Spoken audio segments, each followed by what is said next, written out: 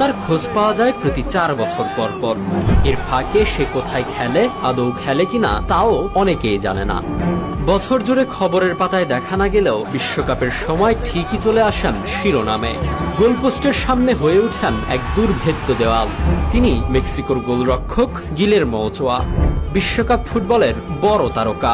তিনি সেই দানব যার ঘুম ভাঙে কেবল বিশ্বকাপ এলেই।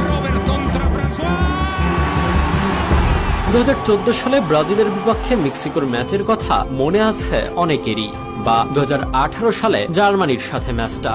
বিশ্বকাপে বিগ ম্যাচ এলেই কি যেন হয় তার।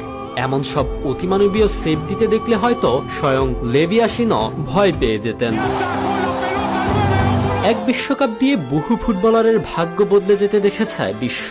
ওচোয়ার সতীর্থ হার্ভিং লোজনায় যেমন বিশ্বকাপের মঞ্চে আলো ছড়িয়ে জায়গা করে নিয়েছেন ইউরোপিয়ান ফুটবলের বড় মঞ্চে, কিন্তু ওচোয়ার ভাগ্যটা বরাবরই বিরূপ তার প্রতি।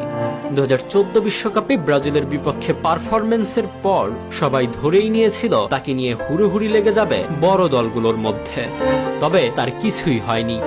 ইংলিশ প্রিমিয়ার লিগ, লা লিগার বড় ক্লাবগুলো তো দূর, নিদেন পক্ষে ইউরোপের ছোট ক্লাবগুলোর রাডারেও অস্তিত্ব নেই তার।